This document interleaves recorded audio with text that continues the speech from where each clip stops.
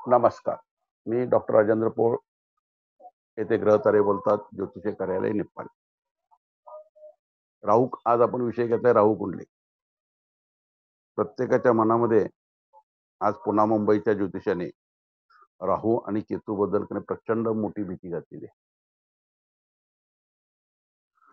खाली कर्नाटकमध्ये म्हणजे दक्षिण भारतामध्ये राहू काल ज्याविषयी प्रचंड दहशत आहे. या सगळ्या गोष्टी राहू केतू बद्दलच्या आहेत आणि याच्यामुळं जो काही मनामध्ये येणारा जो विषय आहे तो मनामध्ये एक भीतीपोटी येतो. राहू म्हटलं की मग लगेच येतो तो कालसर्प आणि कालसर्पाला की पितरवादा हा एक विषय इथं प्रकर्षानं जाणवतो. या सगळ्या गोष्टी आपल्याला एकाला एक धरून येतात. पण जन्मलग्न पत्रिकेमध्ये जर पितरबाधा हा विषय जर असेल तर मग हे जे वेगवेगळे प्रकार का पडले याची कारणं काय आहेत? मी सुरुवातीलाच कारण सांगतो. पितरबाधा ह्या असंख्य प्रकारच्या आहेत. त्याच्या मधल्या आपल्याला ओळखता येणाऱ्या ज्या आहेत त्याच्या टाईप्स आपण केल्या. पितरबाधा मध्ये जर आपण टाईप केल्या तर पहिल्यांदा येणारी जी पितरबाधा आहे ती पितरबाधा दैवी विचारात येणारी भागात विचारात येणारी ती बाधा आहे. दैवी म्हणजे तो भाग आहे. त्यानंतर येतो तो देव पितरबाधा. पितरबाधा देव पितरबाधा हा भाग झाला, दोन झाले. आणि तिसरी बाधा येते ती प्रेत बाधा आहे. जर का एखाद्या घराण्यामध्ये प्रेताची जर क्रियाक्रम झाला नसेल तर ती प्रेत बाधा येते. म्हणजे हे तीन प्रकार पडले. हे प्रकार सगळे कशामध्ये झाले? पितरांच्या मध्ये झाले. याच्यासाठी राहू केतूचा काही संबंध आहे का? म्हणजे या निदानासाठी राहू केतूचा काही संबंध आहे का? तर बिलकुल म्हणजे बिलकुल नाही. ही पहिली गोष्ट. मग आज आपण जी काही राहू कुंडली बघणार आहे ती राहू कुंडली म्हणजे काय आणि ती कशाची होती? राहू केतूची निर्मिती का केली? ते छेदनबिंदू का तयार केले? ह्या सगळ्या शास्त्रीय दृष्टिकोनातून असलेल्या गोष्टी आहेत. प्रत्यक्ष नसलेले ग्रह पण ह्या नसलेल्या ग्रहांचे आपल्यावरती कशा पद्धतीनं परिणाम होतात असा विषय आला. पण ह्या ठिकाणी नसलेल्या ग्रहांचे परिणाम होतात असं म्हणण्यापेक्षा ठराविक अँगल मध्ये उभा राहून जर आपण तिथं जर एक लाईट लावला तर त्याचा येणारा परिणाम कसा होतो हा सुद्धा विचारात घेणार नाही. कारण राहू केतूची निर्मिती ही सूर्यग्रहण आणि चंद्रग्रहण यासाठी केली गेली. मग याच्या बरोबर त्यांनी राहू कुंडलीचा उपयोग केला. म्हणजे त्याची पुढची निर्मिती म्हणजे पुढचा अभ्यास आहे तो. ग्रहणकाल ओळखल्यानंतरचा तो अभ्यास आहे आणि पितरबाधेचा अभ्यास केल्यानंतरचा तो अभ्यास आहे आणि तो म्हणजे पुनर्जन्म. राहू कुंडली म्हणजे पुनर्जन्म. राहू कुंडलीला जर आपण डिमांड द्यायचं झालं, त्याचा अभ्यास करायचा झाला तर आपल्याला एकच प्रकारे देता येईल आणि तो म्हणजे पुनर्जन्म. जर का आपल्याला पुनर्जन्माविषयी जर विचार करायचा झाला तर आपल्याला राहू कुंडली मांडावी लागेल. राहू कुंडली मांडायची झाली तर ती कशी मांडायची याचा विचार करावा लागेल. पहिल्यांदा आपण राहू कुंडली कशी मांडायची याचा विचार करूया. लग्नी राहू घेतला, कोणतंही लग्न असू दे, कोणत्याही लग्नाची पत्रिका असू दे, कोणत्याही राशीची पत्रिका असू दे, कोणत्याही राहू केतूची पत्रिका असू दे, तिथं त्या गोष्टीला महत्व नाही. त्या पत्रिकेमध्ये ज्या स्थानी राहू आहे, तो तो लग्नी मांडायचा. म्हणजे त्या ठिकाणी कोणताही अंक असेल, म्हणजे कोणतीही रास असेल, म्हणजे मेषेपासून मीनेपर्यंत. ती ते लग्नी घ्यायचं, ते मांडायचं. मग आपण लग्न कसं बाकीची पत्रिका कशा मांडतो? लग्न धनस्थान मांडतो. धनस्थान, तृतीय स्थान, चतुर्थ स्थान असं मांडतो.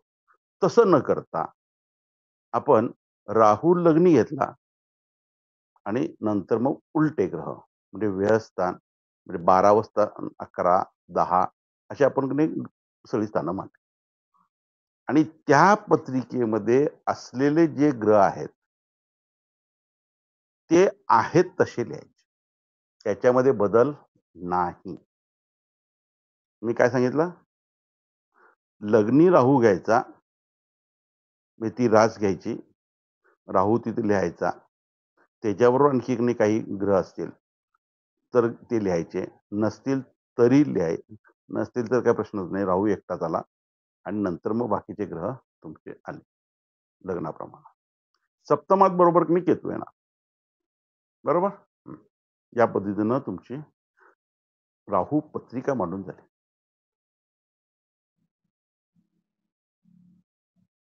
आता पुढचा भाग आला. राहू कुंडली कुठलीही मांडायची नाही. म्हणजे कुठल्याही पत्रिका आली, की तिला राहू कुंडली मांडली. असा विचार नाही. कधीच होत नाही. का होत नाही? तर ते सुद्धा की नाही खूप महत्वाचं आहे. राहू कुंडली म्हणजे पुनर्जन्माची कुंडली.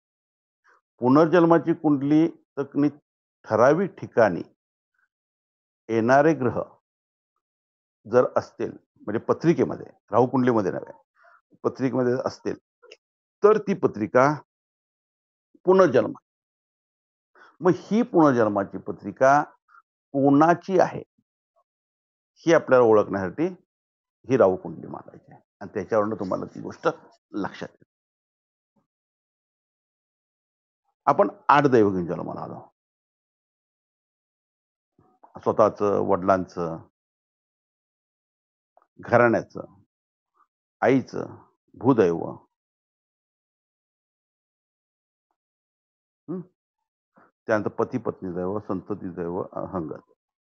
ही 8 प्रकारची दैव झाली. मग याच्यामध्ये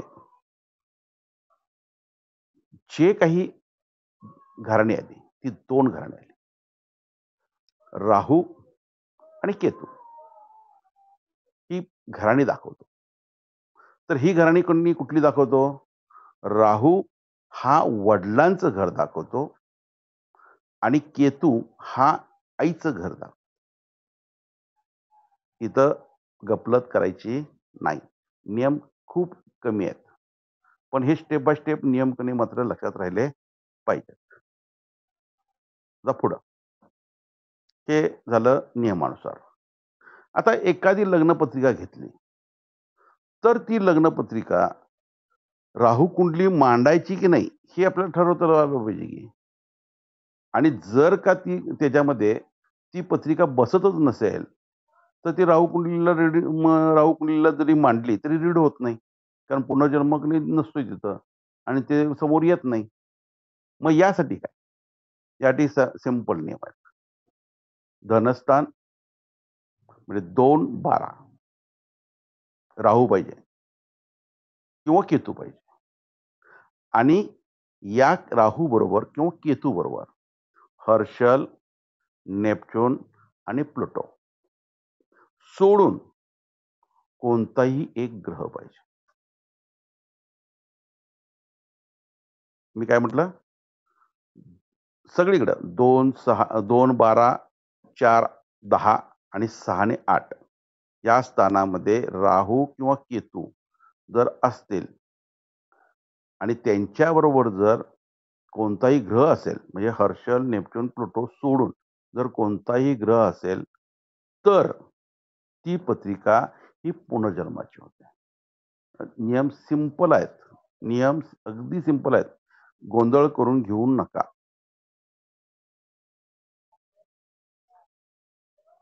याच्यामध्ये राहू कुंडली आपण मांडली. त्याबरोबर ग्रह आले. ते ग्रह कसे आले, काय आले याचा विचार करणे नंतर होतो. फक्त सुरुवातीला कुंडलीमध्ये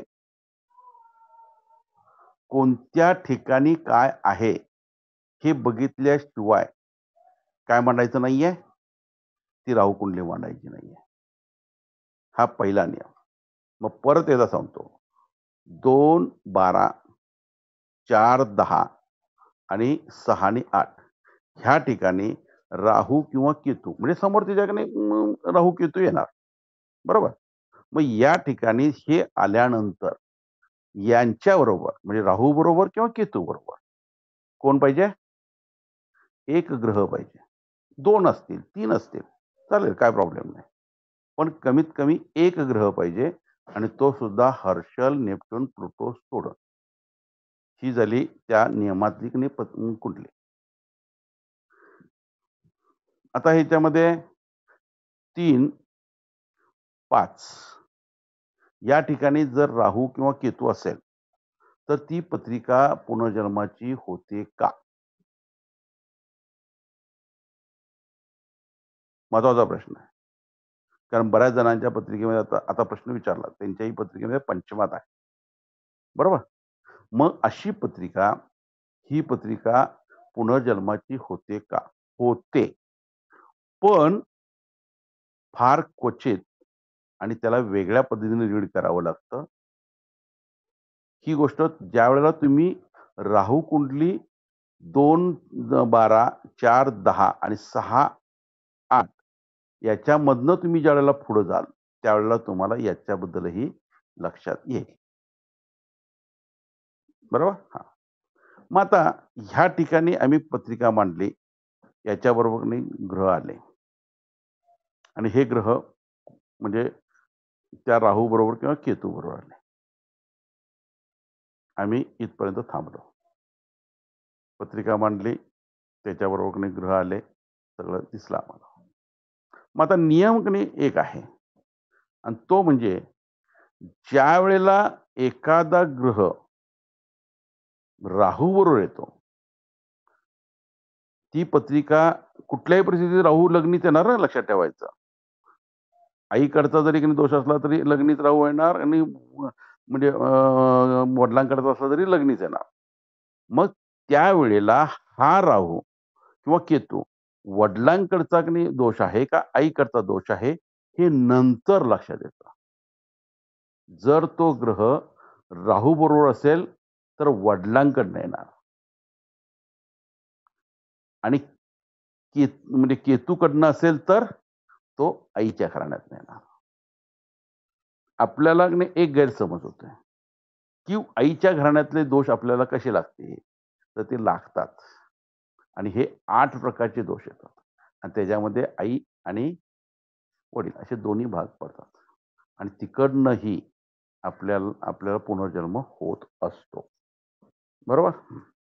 इथपर्यंत हा एक नियम झाला. ज्या वेळेला आपण तो पुनर्जन्म कोणाचा आहे, कुठला आहे, हे ज्यावेळेला पुढे जाऊन रिडिंग करतो, त्यावेळेला तो त्या ग्रहावरनं आणि तुमच्या म्हणजे तो ग्रह कोणत्या ठिकाणचा आहे याच्यावरनं लक्षात.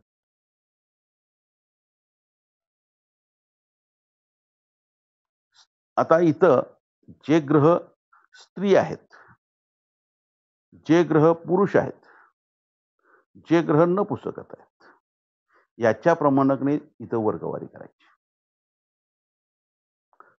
पुनर्जन्म हा पुरुषाचा होतो, स्त्रीचा होतो आणि नपुंसकाचाही होतो. याच्याबद्दल वर्णन करायची गरज आहे? गरज नाहीये. नपुंसक म्हटलं की शनी आणि बुध आला. मग आपण त्या ठिकाणी स्त्री ग्रह आहे म्हणजे स्त्री आहे, पुरुष आहे की नपुसक आहे इथपर्यंत आलो. मग आता पुढची स्टेप येते. पुढची स्टेप ती कोणत्या वेळेची आहे, व्यक्ती कोणत्या वेळेची आहे. मग ही वेळ आपल्याला रवी वर्ण लक्षात येते. कुठनं लक्षात येते? रवी वर्ण लक्षात येते. रवी कुठंही आहे. रवी त्या राहू कुंडलीमध्ये कुठंही असेल. ज्या वेळेला आपण रवी वर्ण म्हटलं तर त्यावेळेला रवीचा नवमेष. बघा, रवी ज्या ठिकाणी आहे त्या ठिकाणापासून रवीचा नवमेषाला महत्व. सूत्र पद्धतीनं लिहून घ्या, तुम्हाला कुठंही अडचण येणार नाही. रवीचा नवमेष म्हणजे कालखंड. तो नवमेष कुठं आहे तो तुमच्या लक्षात आला की हा कालखंड लक्षात येईल. कालखंड म्हणजे आपल्या पिढीतला, वडिलांच्या पिढीतला, आजोबांच्या पिढीतला, पंजोबांच्या पिढीतला, खापर पंजोबांच्या पिढीतला. आपला एक गैरसमज आहे, तो मुद्दाम मी ह्या व्हिडिओमध्ये घालतो. आपल्याला आपण कुठला विचार करतो? मी, माझे वडील, माझे आजोबा इतकाच विचार करतो. पण ही सर्वथा चूक आहे. आपलं घराणं जे चालतं ते घराणं 7 पिढ्या चालतं आणि त्रिपिंडी चालते ती 3 पिढ्या चालते. त्रिपिंडी वेगळी आली म्हणजे 3च पिढ्यामधलं आपण श्राद्ध करतोय असं आपल्याला वाटतंय. पण घराणं म्हटलं की 7 पिढ्याचं झालं. आणि घराण्यामधल्या मुलींबरोबर लग्न करत नाहीत, माहित आहे ना? फक्त त्रिपिंडी मधल्या नव्हे, आमच्या घराण्यामधली आहे. म्हणजे ती आमची नात्यानं ही लागली असं आपण म्हणतो. आणि तो वेल जो असतोय तो प्रचंड पसरलेला असतो. या 7 पिढ्यामध्ये आपल्याला सोयर आणि सुतक ह्या दोन्ही गोष्टी लागतात. काय लागतात? सोयर आणि सुतक ह्या गोष्टी लागतात. त्रिपिंडीमध्येच नव्हे हे लक्षात घ्यायचं. आम्हाला आमच्या वडिलांचं नाव माहित आहे, आजोबांचं नाव माहित आहे, आजोबांच्या भावाची नावं माहित नाहीत. त्यांना मुलं किती ते माहित नाही. त्यांना मुलांची मुलं किती ते माहित नाहीत. पंजोबांचं नाव माहीतच नाही. मग ही जी स्थिती आजची आहे, ती स्थिती जी झाली आहे, ती स्थिती विभक्त कुटुंबातून झालेली आहे. म्हणून आपल्या घराण्याचा इतिहास आपल्याला माहीत असणं खूप गरजेचं आहे. पुनर्जन्म का होतो? पुनर्जन्म का होतो? तर मागच्या जन्मामधल्या ज्या काही वासना आहेत त्या क्लिअर करण्यासाठी या ठिकाणी पुनर्जन्म होतो. आपल्या पत्रिकेमध्ये 1 ते 8 म्हणजे लग्नापासून अष्टम स्थानापर्यंत आपली पत्रिका संपते असं माझं मत आहे. त्यानंतर 9, 10, 11, 12 ही स्थानं राहिली. म्हणजे धर्म, अर्थ, काम आणि मोक्ष हे 4 पुरुषार्थ झाले. आणि हे 4 पुरुषार्थ आणि हे जे काही त्या पत्रिकेमध्ये जे काही आहेत, जी स्थानं आहेत, या स्थानांना खूप महत्व आहे. खूप म्हणजे खूप महत्व. तुम्ही मागच्या जन्मामध्ये काय पुण्य केलं आहे? तुमचं दुसऱ्यामध्ये रोजचं तुमचं अर्निंग काय आहे? म्हणजे रोजचं इन्कम किती आहे? तुमचं त्यामुळं काय तुम्ही डेव्हलप होणार आहे? तुम्ही मागं पडणार आहे? या सगळ्या गोष्टी आल्या. काम याच्यावरनं तुम्हाला तुमच्या जीवनामध्ये तुम्हाला सॅटिस्फॅक्शन किती मिळतंय? तुम्ही किती म्हणजे समाधानी राहता? ह्या सगळ्या गोष्टी 11 स्थानावर आहेत. या गोष्टीला मला विरोध होईल, पण मी त्या विरोधाला विचारत नाहीये. कारण आज जी सोडपत्र होतात त्याला कारणीभूत जर कोण असेल तर ज्योतिषी आहे. आणि तो काय करतोय? 11व्या स्थानाचा संबंध विचारात घेत नाही. म्हणून सोडपत्र व्हायला कारणीभूत कारण एकच, आणि ते म्हणजे 11वं स्थान म्हणजे कामस्थान म्हणजे सेक्शुअल स्थान. 12वं स्थान मोक्ष. मोक्ष कोणाला मिळतो? हा एक खूप मोठा म्हणजे वादाचा विषय आहे. मी मी मला सांगितलंय. माझ्या आत्मा प्रेतात्मा या पुस्तकामध्ये सांगितलंय. आत्मा, प्रेतात्मा आणि मोक्ष असं त्या पुस्तकाचं नाव आहे. तर ज्या वेळेला मृत्यू होतो, त्यावेळेला त्या शरीरातून आत्मा बाहेर पडतो आणि त्या ठिकाणी प्रेतात्मा येतो. आणि हा प्रेतात्माचा प्रवास पुढचा गोष्ट आहे. जो आपण जन्माला आल्यानंतर मृत्यूपर्यंत आपलं जीवन जे आहे, हे दृश्य जीवनमान आहे. दिसतंय. सगळ्या जगाला दिसतंय, आपल्याला दिसतंय. आणि मृत्यूनंतर मोक्षापर्यंत आपल्याला अदृश्य जीवन जगतोय आणि हे जीवन कसं जगलं जातं आणि काय केलं जातं, याची जी मेथड आहे, ही गोष्ट आपल्याला या राहू कुंडलीतून दिसते. त्या घराण्यातल्या दोषाकडनं दिसते. घराण्यामध्ये दोष म्हणजे काय? तर हेच दोष येतात. बऱ्याच गोष्टी आहेत, की ज्या गोष्टीचा आपल्याला आपण वेगळ्या पद्धतीनं अर्थ घेतो आणि त्याच्यामुळं की नाही ह्या म्हणजे इथं त्याला फाटे फुटायला लागलेत. ज्योतिषाने आज नक्की काय आहे, हे पहिला की नाही लक्षात घ्या. त्याचा की नाही उलटा-सुलटा अर्थ काढू नका. समजा जर माझं काही चुकत असेल, तर तुम्ही मलाही सांगा. नक्की, नो डाउट. मग जर का आम्ही या पद्धतीने विचार की नाही करत गेलो, तर आपल्याला या राहू कुंडलीचा किंवा पुनर्जन्माचा पूर्णतः विचार करता येतो. आणि हा विचार तुम्ही स्टेप बाय स्टेप केला पाहिजे. आता 7 पिढ्या म्हटलं मी आणि हा 7 पिढ्याचा भाग कुठपर्यंत येतो? तर आपल्यापासून 7 पिढ्यापर्यंत येतो. म्हणजे ते घराणं होतं. आमच्या घराण्यातलं आहे, असं आपण म्हणतो. आणि आमच्या घराण्याचा बुडका तिथपर्यंत आहे, असं म्हटलं जातं. पण आपल्याला तो विस्ताराची नावं आज माहीत नसतात, ज्ञात नसतात, हेच होतं. आणि ही आपली खरी चूक आहे. लग्नी राहू आहे, कुठेतरी दुसरीकडे राहू आहे, की तुम्हाला तो दोष आहे आणि त्या राहूमुळे सगळ्या गोष्टी होतायत, असं म्हटलं जातं. आणि राहूबद्दल किंवा केतूबद्दल की नाही काही गोष्टी ज्योतिषी जर बोलला, तर जातकाला प्रचंड की नाही घाम फुटतो. आणि त्याला तो घाम फुटल्यामुळं ज्योतिषी सगळं सांगेल तसं की नाही तो बरोबर की नाही करतोय.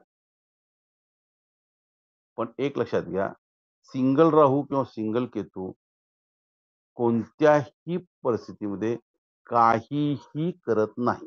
मी परत बोलतो.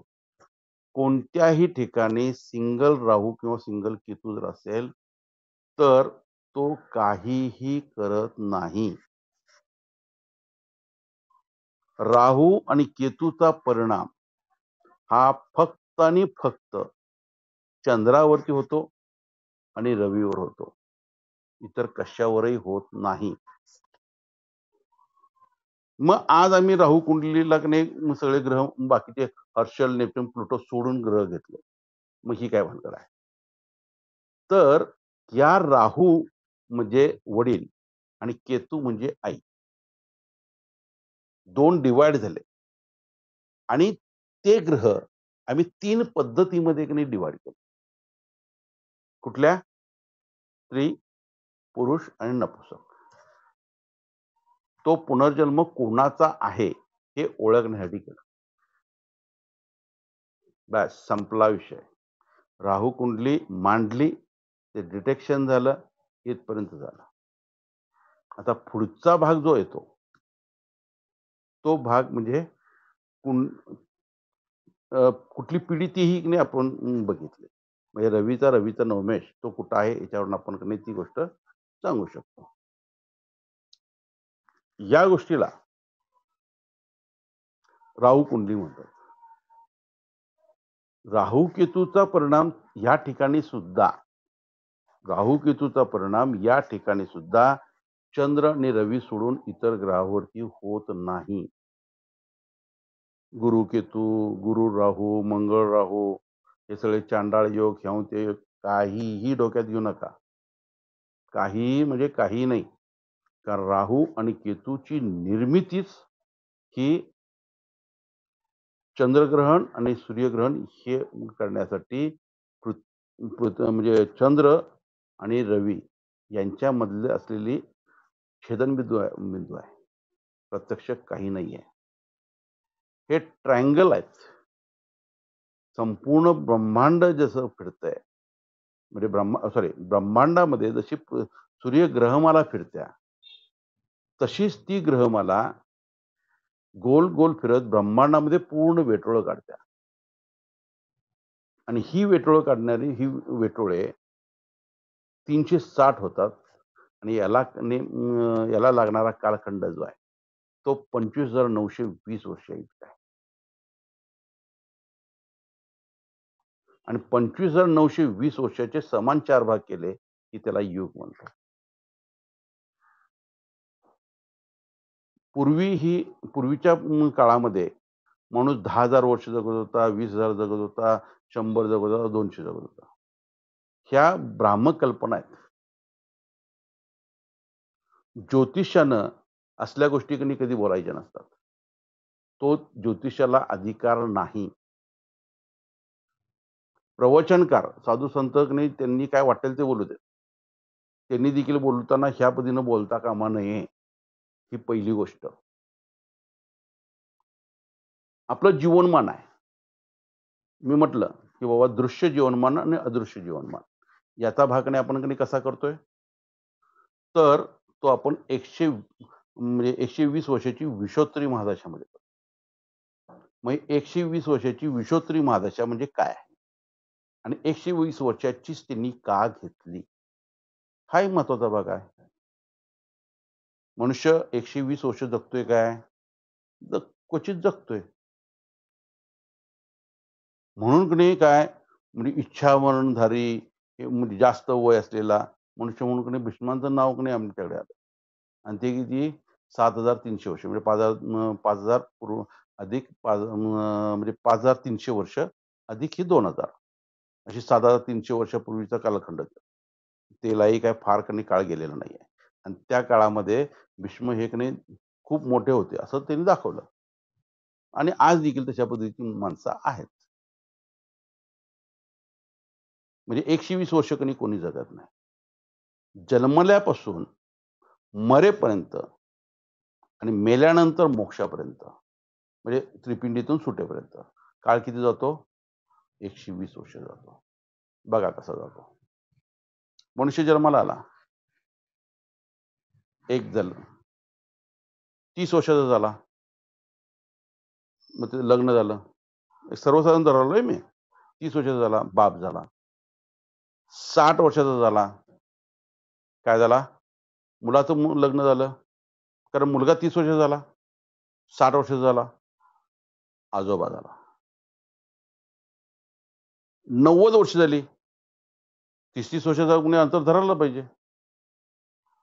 90 वर्षाचा झाला म्हणजे मुलाला मुलगा झाला, नातवाला मुलगा झाला आणि त्याच्या नातवाच्या मुलाला परत मुलगा झाला. हा काळ किती झाला, 120 वर्ष झाला. आणि हा जो काही काळ आहे तो त्यावेळेला तो जिवंतच पाहिजे असा कुठे नियम आहे, तो नियम नाही. तो कुठे जातोय, तो त्यावेळेला मेल्यानंतर टाकाच्या स्वरूपामध्ये देवघरात जातोय.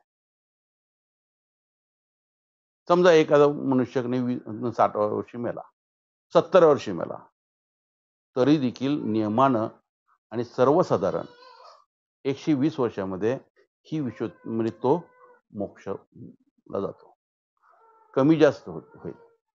आणि हा जो कालखंड आहे तो 30 वर्षाचा असा धरायचा नाहीये. एक सर्वसाधारण मी धरला तर हा नात्यावरती डिपेंड्स आहे. कशावरती, नात्यावरती डिपेंड आहे. आणि नातं कसं होतंय आणि कशा पद्धतीनं ते चालतंय, म्हणजे मुलाचं लवकर लग्न झालं, नातवाचं लवकर लग्न झालं तर हा कालखंड की नाही लवकर येणार आहे आणि तो मोक्षाला की नाही लवकर जाणार आहे, म्हणजे त्रिपिंडीतून लवकर सुटणार आहे. जोपर्यंत बाप जिवंत आहे तोपर्यंत आपल्याला श्राद्ध देखील करता येत नाही. ही गोष्ट लक्षात घ्या. आज आमचे की नाही तीर्थक्षेत्रावरचे पुरोहित मुलीची सुद्धा की नाही श्राद्ध गावात मुलीचं सुद्धा की नाही त्रिपिंडीकरणी करून मोकळवतात. म्हणजे नारायण नागवली कालसर्पणी करून मोकळवतात. कालसर्पाचे प्रकार 3456 इतके आहेत. आणि हे कालसर्पाचे प्रकार जर कने आपल्याला विचार करायला गेलाय तर मलाही त्यांची नावं माहीत नाहीत. पण या मेथडनं तो पुनर्जन्म कोणाचा आहे, कुठल्या पिढीतला आहे, स्त्रीचा आहे, पुरुषाचा आहे किंवा नपुसकाचा आहे, हे मात्र आपण पॉइंटली सांगू शकतो. त्या पिढीतली माहिती जर असेल, ती घटना माहीत असेल, तर त्या नावापर्यंत जाऊ शकतो. बरोबर? आपण नेक्स्ट ह्याच्यामध्ये एक पत्रिका बघू आणि आपण पुढचं म्हणजे परत रेकॉर्डिंग करू. तोपर्यंत मग हा एक एपिसोड संपवतो. धन्यवाद.